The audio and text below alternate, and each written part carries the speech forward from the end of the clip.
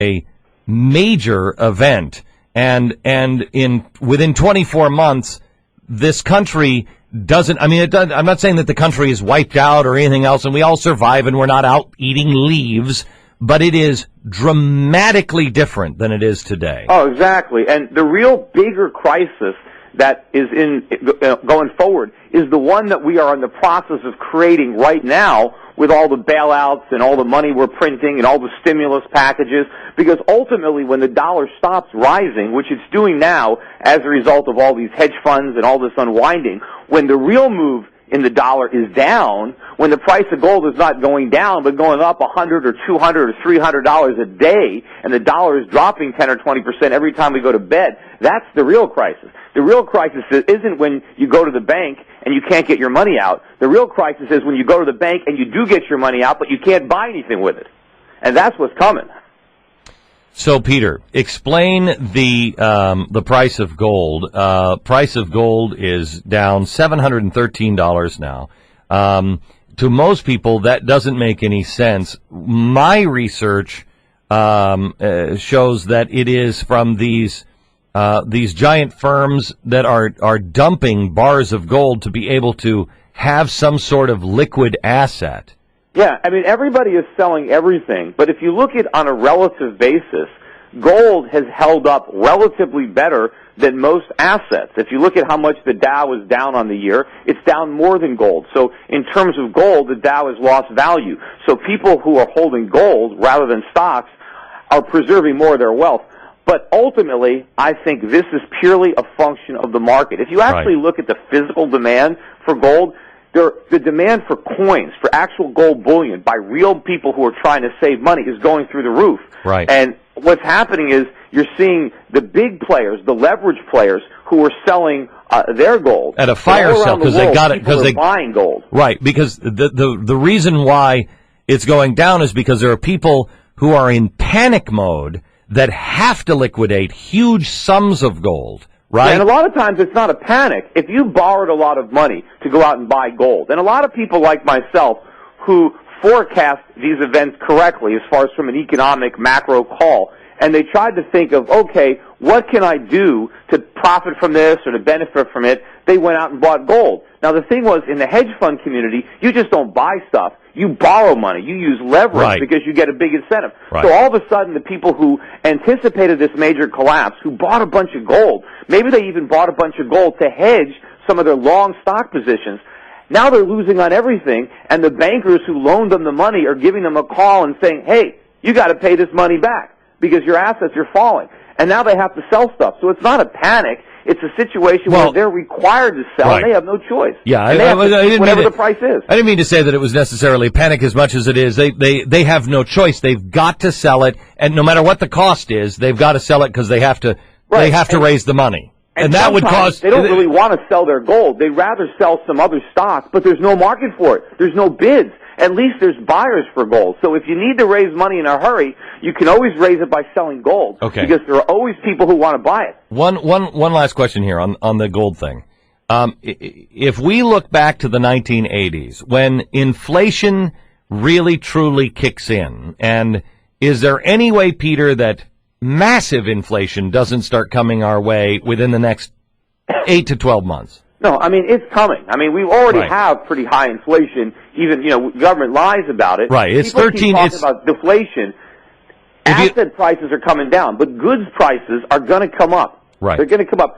In terms of gold, sure, we're going to have big deflation in terms of, if you want to figure out what things cost you in terms of ounces of gold, things are going to get cheaper.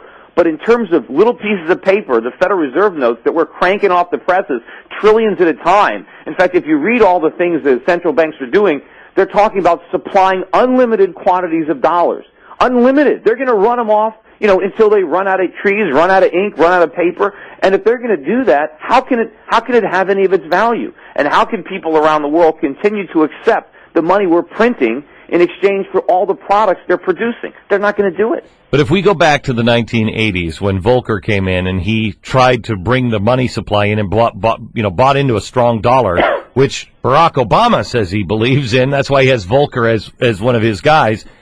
You can't you can't bring that money in because you'll stop all of the money supply. You'll choke the economy to death. Yeah. I mean, it's the deal is, do I choke it to death or do I just bleed it to death? Yeah, but the thing is, believing in a strong dollar is one thing, but actually pursuing the policies that are going to give us a strong dollar, it's like you could say, I believe in getting A's. I can go to school and say, I believe in getting all A's. Well, that's great, but if I don't actually study and I cut class, it doesn't matter how much I believe in getting A's, I'm going to get F's.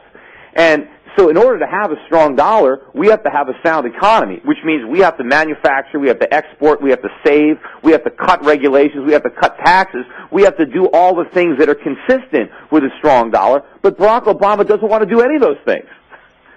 So he wants to cut class, but he still wants to get an A. It ain't how much better do you think John McCain would be? Or do you?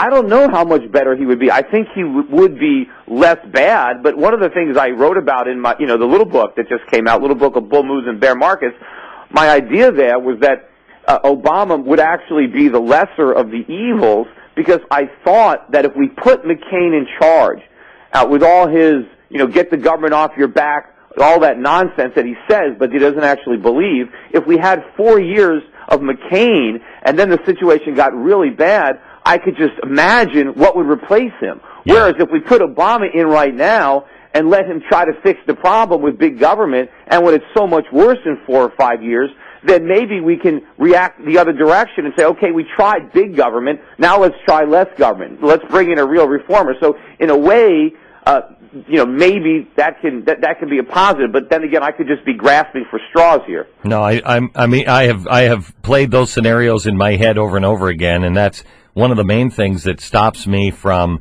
committing and filling out my vote today. Is I haven't really decided that yet. I just wonder. My question is, do we survive a administration that is going a complete opposite direction? I mean, does the dollar survive 4 years? That's the problem. We can survive the economic problems. They're severe. We've dug ourselves into a big ditch. But you know what? We can survive it. We don't need to buy more cars. We don't need to. We have so much stuff. We're fine. It's okay if we stop spending money for a while and start saving. It'll cause some pain, and maybe a lot of people who are retired are going to have to go back to work, and that's unfortunate. But they can do it. But what we can't survive is all the government cures. All the things the government is going to do in the name of making the situation better, that is going to make it much worse. That's the danger. We end up killing ourselves. Right. And that doesn't even include anything that in the scenario that I've been calling the perfect storm, that doesn't include what would happen to our economy with civil unrest. That doesn't include what would happen to our economy if we were hit again. Because of government. But you can imagine, with what's happening in the market, Barack Obama could win in a landslide. This could be the biggest lopsided victory since Reagan. He can sweep in all kinds of new Democrats. And what is the big mandate? The mandate is to undo the perception of free markets, that government is the answer, that we're in trouble because of all this unbridled greed and capitalism, and we need the government to do everything. Yeah. And that's the problem. Peter Schiff, thank you, sir. I appreciate it. Thank you. All right, little book of Bull Moves and Bear Markets is his new book. He's from Euro Pacific Capital, Peter Schiff. All right, let me...